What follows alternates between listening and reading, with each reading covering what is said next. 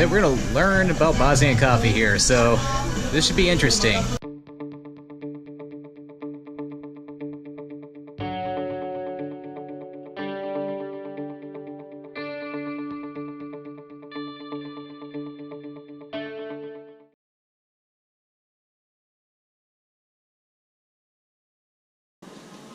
Now we wait for the water to boil so we can finish up the coffee. Excellent.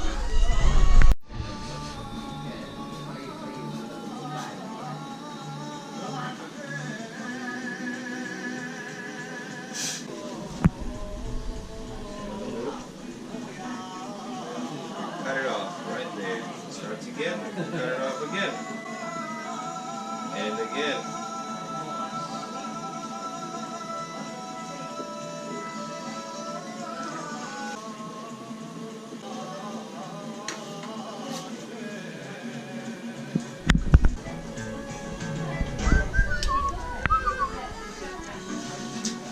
Now, last touch.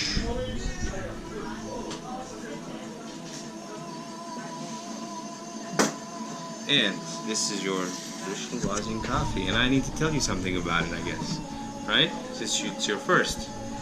Is that right? Yep, sure, please. Okay, my explanation is going to take some time, but it's worth it, trust me.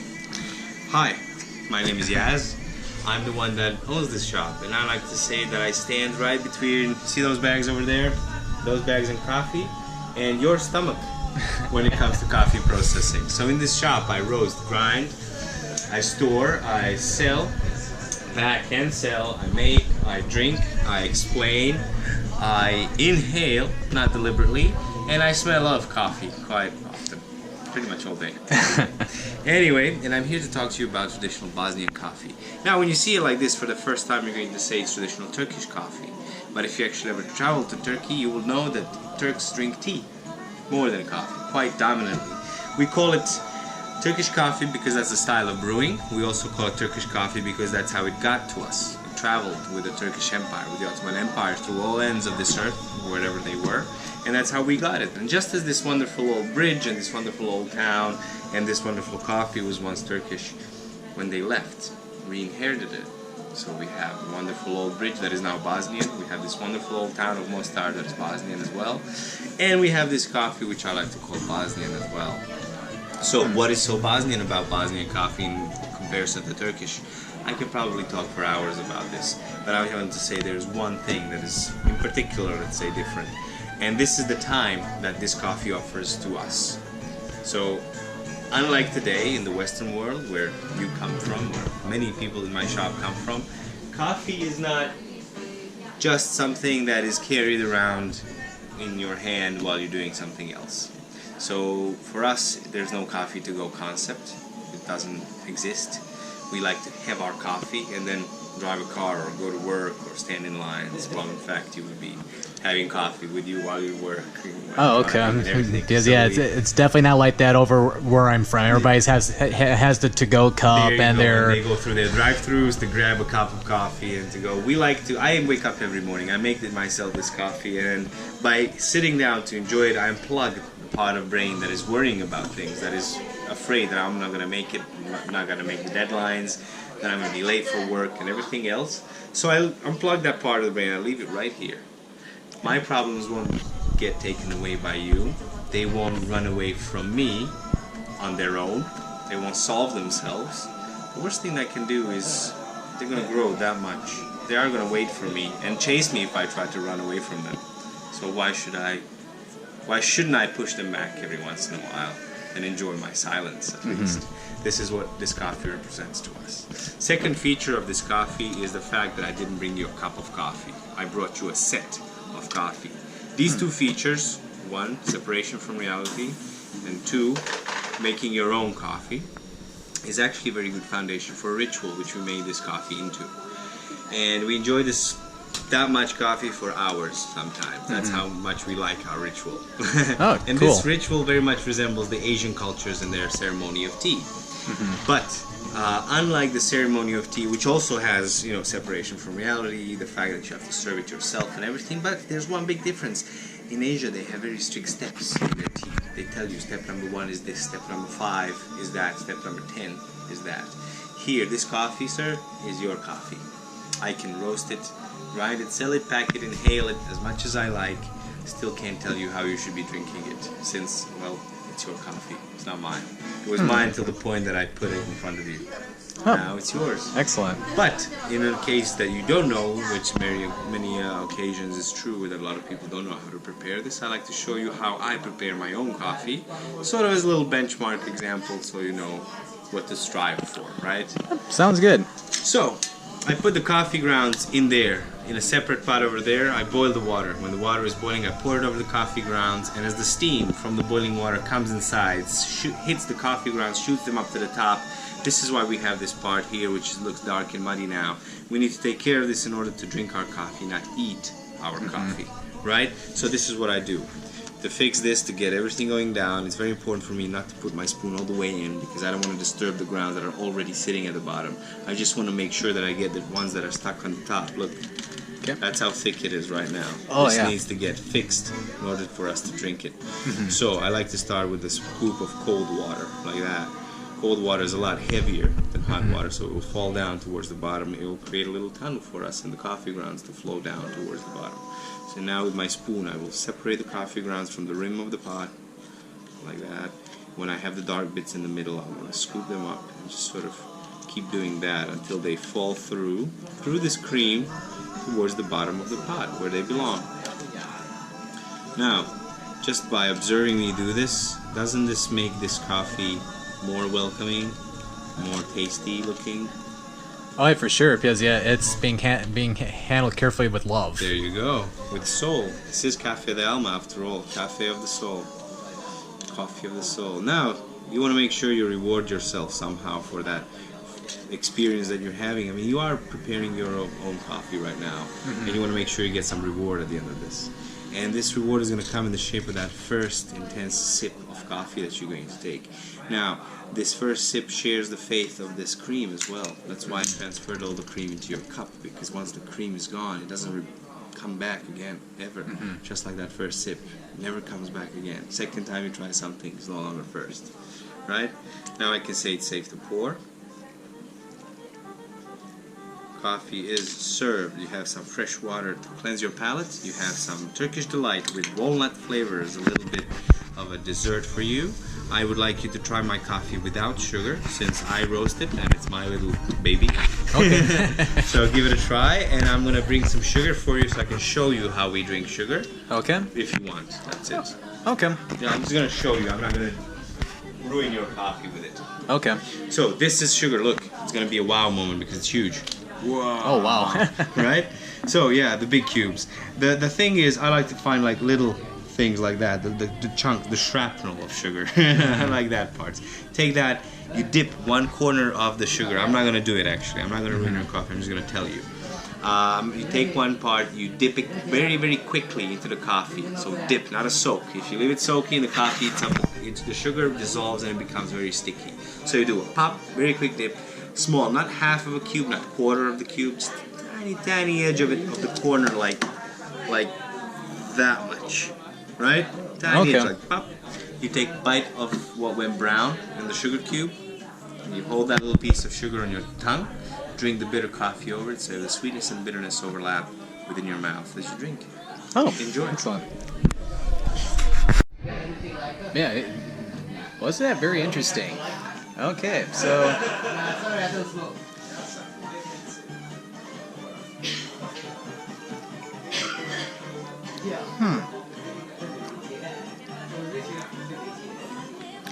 very interesting.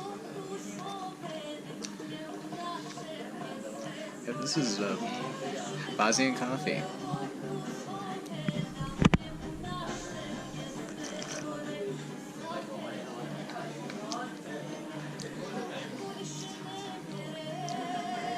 It definitely tastes very interesting, I have to say. Although I think I already said that. I gotta say, that was very interesting. It's like the very first taste was very bitter. It's like, do people even like this? But it's like, and I don't really drink coffee, but I had to try it because it is a staple here. But as I kept drinking it, it's like I was acquiring a taste for it.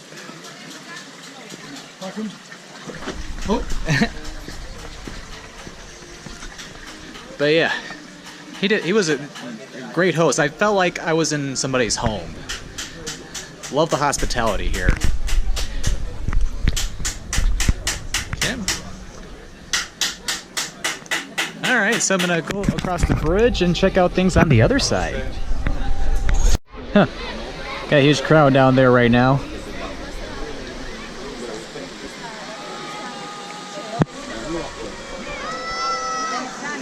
Somebody might jump from right here.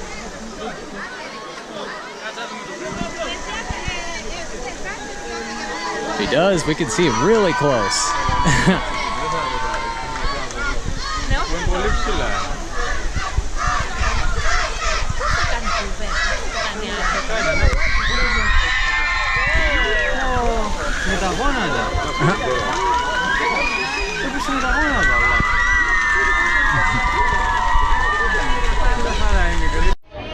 What a splash. Boy, that coffee really rejuvenated me. Feel good.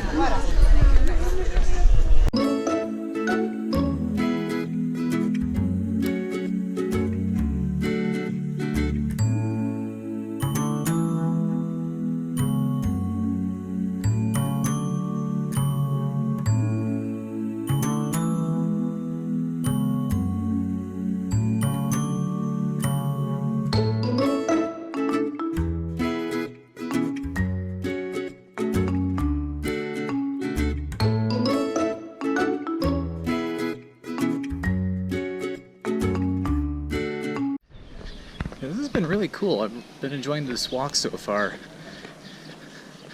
All these different merchants selling some different goods here.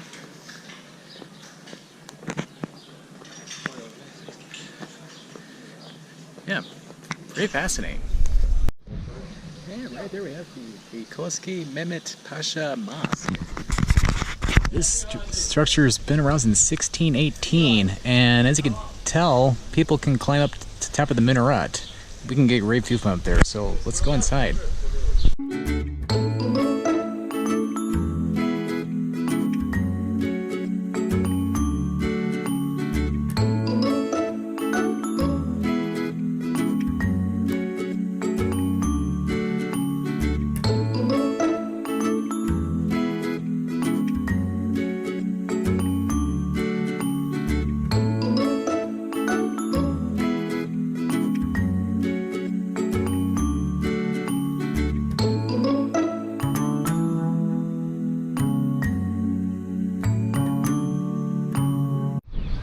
Very beautiful up here.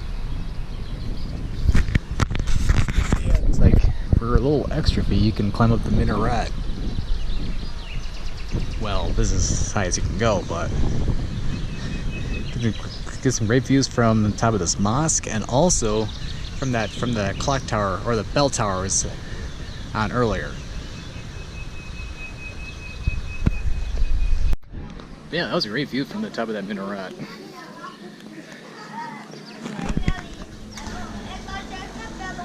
I think I will need to go this way. Yep. But yeah, it's like past few days I've been in so many different religious buildings. I've been in Catholic cathedrals, Serbian Orthodox churches, and now even a mosque. You tell that Bosnia especially is a crossroad of cultures. Yeah, I'm not gonna really talk much here, but yeah, this is a very sad part of town.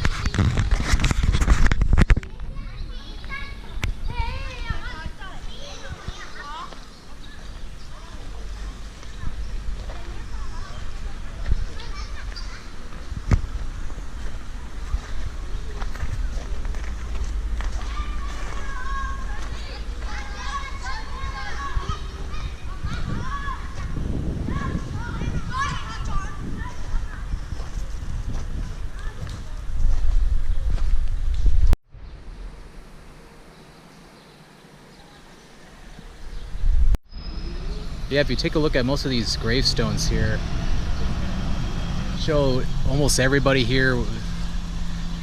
The year of death was 1993. This was the height of when the war was over here in Mostar. And as you can tell, a lot of people perished, so it's pretty powerful.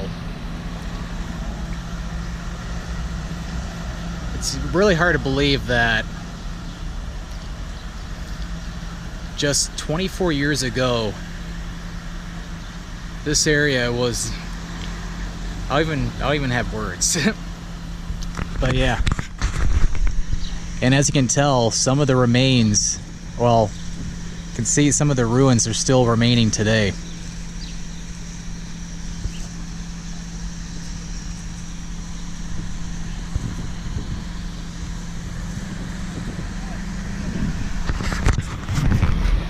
But yeah, it's when you come to a place like Mostar, it's really good to get a perspective of all different cultures, from Catholics to Muslims to the Serbian Orthodox faiths.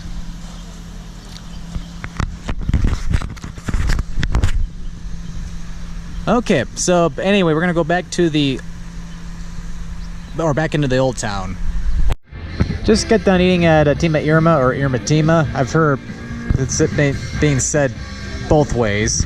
Their cevapi is so delicious. I've never had it before. It's a Bosnian staple for their cuisine, and I'll have to get it again in Sarajevo, unless I find something better, but probably not. Well, it's hard to say. But yeah, I'm probably gonna go ahead and head back to the place I'm staying at just for a little bit. I'll come back out in a little while.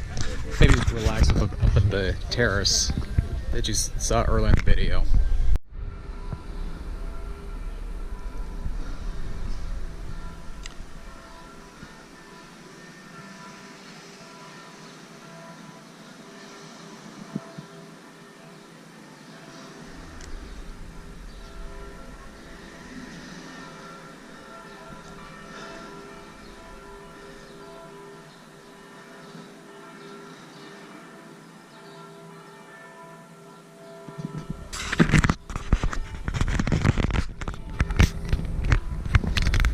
One thing I like about all the different Catholic churches, they have some of the most beautiful sounding bells.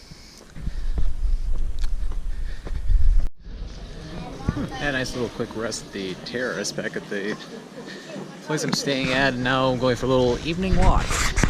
Still need to walk off that cevapi.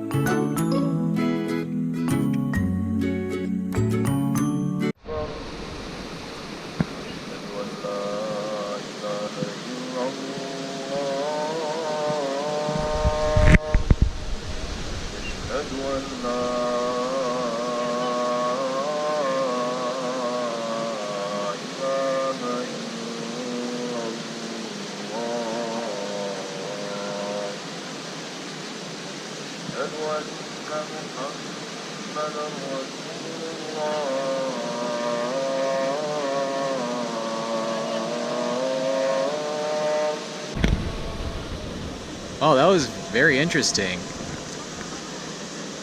After doing my little walk around the city, decided to come back to Stari Most because love this bridge so much. And it's like today I got to hear church bells from the Catholic Church and now the Islamic call to prayer. So got to hear two different religions from towers or minarets in one day. How about that?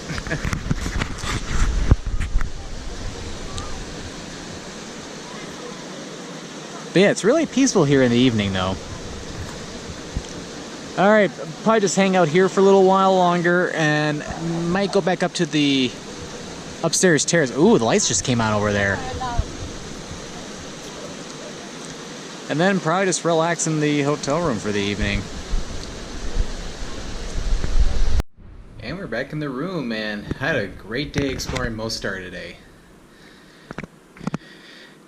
So tomorrow I'm going to be leaving Mostar probably around like 9 o'clock in the morning, and then head up to Sarajevo, check in the hotel there, and then explore Sarajevo. It was also great trying, not only trying Bosnian coffee, but feeling the experience of Bosnian coffee from start to finish. So if you enjoyed this video, definitely give this video a like or a thumbs up. For more Scott 995 travel videos, definitely click that subscribe button. I upload videos every Monday, Wednesday, and Friday. At the end of every video, links to my Twitter, Facebook, and Instagram pages. Well, thank you for watching today's travel vlog to a little bit of Trebinje, the drive to Mostar, and especially Mostar, Bosnia Herzegovina. And this is Scott signing out.